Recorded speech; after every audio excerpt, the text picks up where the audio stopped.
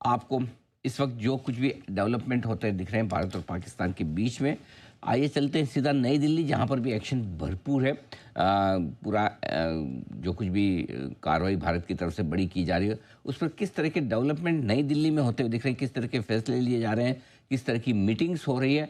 आइए जानते हैं। हमारे संवाददाता अनुवेश रथ हमारे साथ कार्यक्रम में हो रहे हैं शामिल, जो कि बड़ी गहरी पकड़ रखते हैं डिफेंस सेक्टर पर, सेना से और सैन्य मामलों से जुड़ी हुई सारी खबरों पर बड़ी गहरी नज़र है उनकी। अनुवेश, बताइए क्या कुछ डेवलपमेंट हो रहे हैं। जी सर, सबसे पहले मैं ये बताना चाहूँगा, मैं रक्षा मंत्रालय के जस्ट सामने खड़ा हूँ और तीनों सेनाओं के चीफ, आर्मी, एयरफोर्स और नेवी के चीफ यहाँ पे पहुँच चुके हैं। आप वहाँ पे देख सकते हैं कि वहाँ पे आर्मी चीफ का झंडा, नेवी चीफ का झंडा लग रहा है, जिसका मतलब कि तीनों चीफ अभी अंदर हैं। इसी के साथ साथ रक्षा मंत्री राजनाथ सिंह और CDS अनिल चौहान रक्षा मंत्रालय के अंदर है। अभी एक अहम बैठक चल रही है जिसमें रक्षा मंत्री को ये पूरी जानकारी दी जा रही है कि किस तरीके से कल रात को पाकिस्तान ने भारत के अलग अलग शहरों में अटैक करने की कोशिश की। कल रात को जो अटैक हुआ था उसमें ड्रोन्स और मिसाइल्स का इस्तेमाल किया गया था। इस अटैक को इंटरसेप्ट किया गया भारत के एयर डिफेंस सिस्टम के साथ। मैंने कई बार अपने लाइव के दौरान ये बताया है कि हम भारत की सेनाएं अलग अलग एयर डिफेंस सिस्टम खरीद रही हैं, जिसमें से आकाश एक प्रमुख एयर मिसाइल सिस्टम है, एयर डिफेंस सिस्टम है, जिसका इस्तेमाल कल सबसे ज्यादा किया गया इन ड्रोन्स और मिसाइल्स को इंटरसेप्ट करने के लिए। इसी के साथ साथ S-400 जो भारत ने रशिया से खरीदा था, उसका भी इस्तेमाल किया गया इन मिसाइल्स को इंटरसेप्ट करने के लिए। जो सुपरसोनिक मिसाइल्स पाकिस्तान की तरफ से भारत के लिए लॉन्च किए गए थे, उनको S-400 से रोका गया। वहीं पे ड्रोन्स और बाकी जो दूसरे वॉरहेड्स भारत की तरफ भेजे जा रहे थे, उसको आकाश, स्पाइडर और अन्य तरीके के एयर डिफेंस मिसाइल सिस्टम के द्वारा इंटरसेप्ट किया गया था। अभी ये बताया जा रहा है हमारे सूत्रों के मुताबिक कि पहले राजनाथ सिंह रक्षा मंत्री को तीनों चीफ और CDS ब्रीफ करेंगे कि किस तरीके से कल रात को पूरी प्रक्रिया की गई और पाकिस्तान के आने वाले पूरी तरीके से पाकिस्तान को विफल किया गया। और उसके बाद NSA अजीत डोवाल के साथ मिलकर के राजनाथ सिंह प्राइम मिनिस्टर नरेंद्र मोदी को पल पल की जानकारी देंगे कि किस तरीके से कल रात को ये पूरी प्रक्रिया की गई।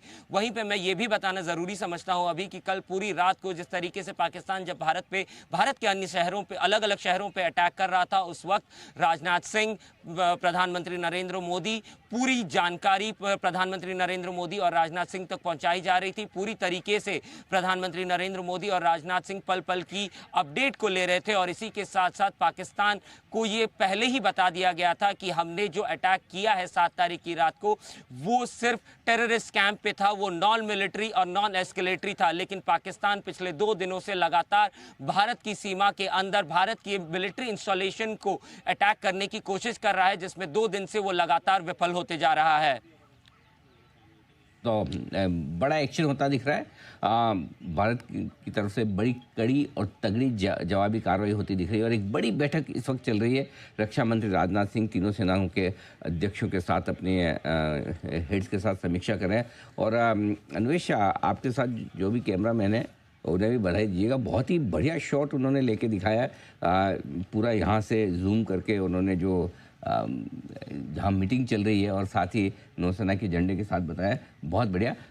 आप पूरी नज़र बनाए रखें दिल्ली में जो डेवलपमेंट्स हो रहे हैं। हम फिर से आपके साथ जुड़ेंगे और इस पर अपडेट भी लेंगे कि इस मीटिंग के बाद आगे किस तरह की बात निकल कर आती है। आज एक प्रेस ब्रीफिंग की भी बात चल रही है विदेश मंत्रालय और सेना की तरफ से। क्या इसकी संभावना है जल्दी होने की?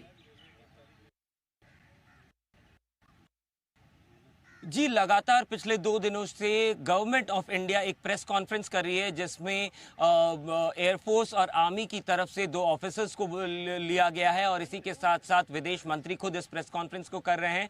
आज पहले रक्षा मंत्री को और उसके बाद प्रधानमंत्री नरेंद्र मोदी को पल पल की जानकारी दी जाएगी कि कल किस तरीके से पूरी घटना हुई है। और उसके बाद ये उम्मीद लगाई जा रही है एक प्रेस कॉन्फ्रेंस होगा जिसमें इस घटना के बारे में बताया जाएगा और भारत के रिटेलिएशन के बारे में भी बताया जाएगा। लेकिन क्योंकि ऑपरेशन सिंदूर अभी भी चल रहा है, इसलिए ऑपरेशनल डिटेल्स अभी नहीं बताए जाएंगे। तो सही भी है कि ऑपरेशनल डिटेल्स अभी नहीं बताए जाएंगे, लेकिन एक्शन पूरा हर एक फ्रंट पर भारत ने तगड़ा खोल रखा है और पाकिस्तान बहुत ही मुश्किल में। धन्यवाद अनुवेश पूरे अपडेट के लिए। और इस बीच बाजार थोड़ी